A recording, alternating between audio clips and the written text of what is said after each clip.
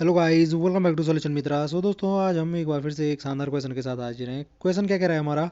Anil spend 40% of his income on rent and 40% of the remaining income on medicine. If he saves 7,200 every month then his monthly income is.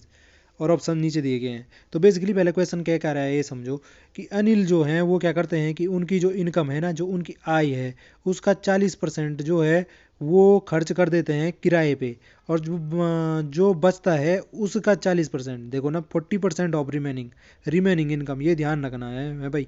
कई लोग ऐसे यहाँ पे जल्दबाजी में ये कर देते हैं कि 40% जो है वो इनकम का ही समझते हैं कि 40% इनकम रेंट पे खर्च की और 40% मेडिसिन पे की। यहाँ पे ये टर्म देखो, यहाँ पे रिमेनिंग इनकम है, यानी कि जब 40% खर्च कर दिया है ना किराए पे, तो जो बचता है उसका 40% जो है वो अपने दवाइयों पे खर्च करते हैं।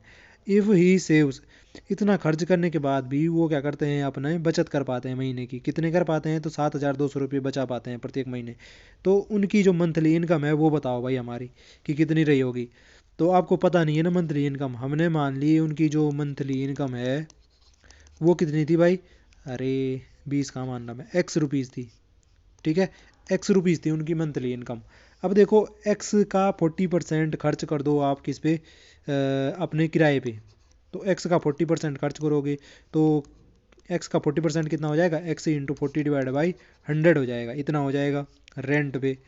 अब देखो, रेंट पे इतना खर्च करने के बाद हमारी जो इनकम है उसमें से कितना बच पाएगा? तो जो बची हुई इनकम होगी, बची इनकम जो होगी वो कितनी हो जाएगी भाई? हो जाएगी, इस एक्स में से क्या कर दो, ये माइनस कर दो। 40/100 को हम ऐसे लिख सकते हैं 4/10 एक्स। इतना माइनस करोगे तो ये कितना हो जाएगा आपका? 6x/10, इतना हो जाएगा।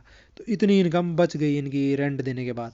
अब इसका भी 40% वो कहाँ कर रहे हैं? दवाइयों पे खर्च कर दे रहे हैं। तो करो भाई, मेडिसिन पे जो खर्च हो रहा है उसको करो। तो मेडिसिन पे खर्च हो रहा है, इस बची इनकम का हो रहा है 6x/10 इंटू कितना हो रहा है? 40% हो जा रहा है तो इंटू 40।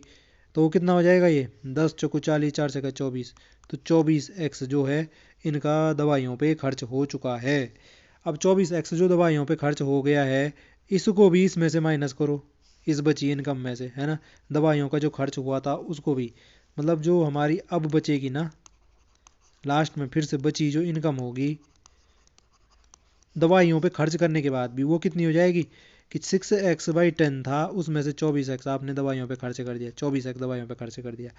तो ये जो फाइनल बचेगी हमारी, अब तो नहीं कर रहे ना वो कोई खर्च, अब नहीं कर रहे खर्च। तो वो जो बच रही है हमारी इनकम महीने की, वो 7,200 रुपये बच रही है। तो जो ये बची इनकम है ना, यही हमारी दे रखी है, 7,200 रुपये है। ठीक है, ये लिख दिया मैंने यहाँ पे।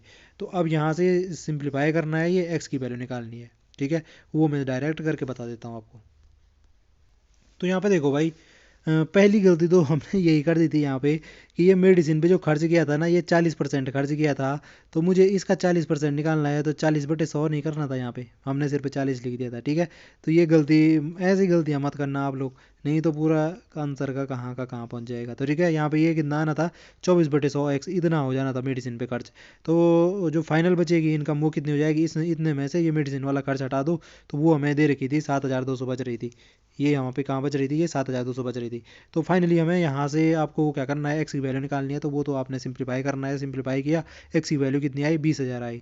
तो एक्स हमने क्या माना था भाई? एक्स ही तो हमने मानी थी कि उनकी मंथली इनकम है, वो कितनी आ रही है हमारी? 20,000 आ रही है, यानी कि ऑप्शन नंबर सी क्या हो जाता? राइट हो जाता। और हमने क्या क्या प्रोसेस फॉलो की वो आपने देखा होगा। बेसिकली ये हमारा परसेंटेज का क्वेश्चन था, और बहुत ही अच्छा क्वेश्चन है वैसे। आपके जो एसएससी बैंकिंग वगैरह वगैरह हैं उनके एग्ज़ाम में ऐसे बन जाते हैं, और बहुत सारे जो हमारे कॉम्पिटेटिव एग्जाम होते हैं उनके प्री में भी ऐसे क्वेश्चन बने रहते हैं। तो ये था जी आज का कॉन्सेप्ट, आई होप आपकी समझ में आया होगा। अगर आपको वीडियो पसंद आई है तो प्लीज़ वीडियो को लाइक और चैनल को सब्सक्राइब करना ना भूलें, ताकि हमें इसी प्रकार का जो कंटेंट है वो बनाने का मोटिवेशन मिलता रहे। तो फिर मिलते हैं किसी नए टॉपिक के साथ, तब तक के लिए bye bye and take care.